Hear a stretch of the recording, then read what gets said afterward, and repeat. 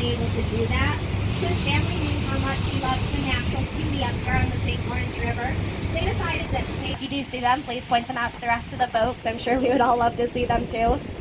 There is a bird that flies around quite a bit that does get mistaken for the bald eagle all the times. There's a bird called an osprey.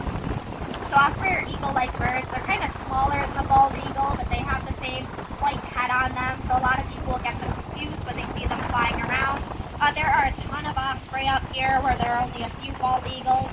The osprey actually used to be endangered, but then they came up here to the St. Lawrence River, and there's plenty of places for them to build their nests, and there's plenty of fish here in the river. So they actually, another type of bird that we have up here that's kind of interesting is a bird called a cormorant. Families that live on that island year-round, which is pretty significant because Grenadier Island is not connected to the mainland in any way. So there's no walkways or bridges or roads or anything like that that connect the island to the mainland. So while the ice is freezing and the ice is melting, the residents that live out there on Grenadier Island, they're pretty much stuck there on that island. 50 miles ahead of the boat right now, you would eventually get to Lake Ontario, and then the remaining 700-some miles behind the boat, you would eventually get to the Atlantic Ocean.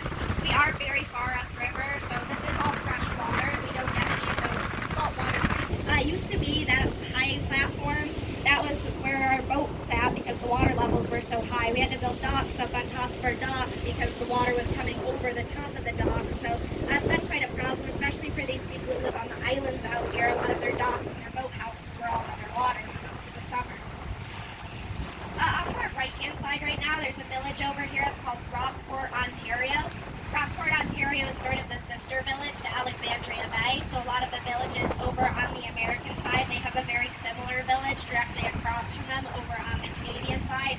And they call them sisters. And they usually have a lot of the same things. So they have their own boat marina. They have Saints of Sailors. And that is the oldest wooden church in eastern Ontario. It was commissioned back in 1891.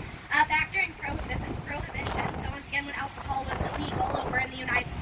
The section ahead of us right now, this is called the Canadian Palisades. So this is one of the deepest portions of the St. Lawrence River. It's about 250 feet deep on average. That's not as deep as the St. Lawrence River itself can get. It can get as deep as 400 feet deep. It can get as shallow as 8 feet deep in some areas. The main shipping channel, they usually try to keep about 100 feet deep on average just to make sure that there's enough room for all the big ships to pass through. The reason that the bottom's so irregular is that this entire area was carved with 1,000 islands up here. So through here we're starting to go through Canada's Millionaires Row, so we'll see a lot of really nice, really modern houses over here on this side. Unfortunately, because the houses are a lot newer and they have much newer owners, we don't know as much about the people that own these homes over on the Canadian side, so there's not really too much to talk about right here in this little section. So I'm going to take another short break here, but during this time, Captain John up here, he gets kind of tired of driving the boat. This is our, I think, 4th trip today, and we still have one more to go after this, so it's been kind of a long day for him. He'd like to get up, stretch his legs, so when he does that, though, he's going to need someone to take the wheel for him. And